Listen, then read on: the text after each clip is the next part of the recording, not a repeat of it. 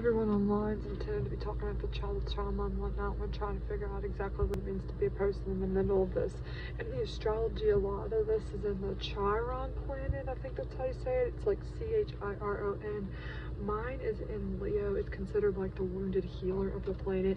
And other people in an astrology forum were talking about how if your Chiron's in Aries, it means this whole different angle to our souls about what's intended and all this stuff.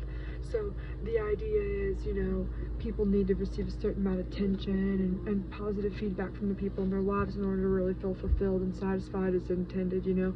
Makes like a little bit of a lacking and a lot of things that don't get said in the classroom, and maybe your teacher doesn't really know exactly what to say to you, or they're the wrong person and there's nothing you can do about it. There's a lot of stuff in our life that goes basically without being fulfilled through this normal human thing, that we need to feel appreciated and for who we are and have the opportunity to express ourselves for who we are. So I think in some ways the Father intended for us to discuss this narcissistic abuse alongside of it, because these people are just like, nobody tells me that I'm awesome, and it really bums me out, and as a result it comes out in disorder because my life's already disordered because these people ask all this money of me and I can't take my family places and whatnot.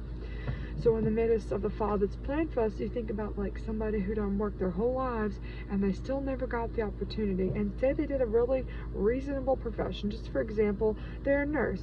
They're a registered nurse. They went to school. They get to feel like they did this, and they're not a doctor, not too advanced, not a lawyer. You know what I mean? They get this satisfaction that they've made something of their lives. But when you look back on their lives, you wonder about all the stuff that they weren't able to afford, that maybe why not they weren't able to afford it. Like, you think about it, this beautiful mother, a lot of women out there, nurses, think about them. When life's all said and done, all the places they didn't get their families, or even the people in their lives that aren't registered, is the place they didn't go.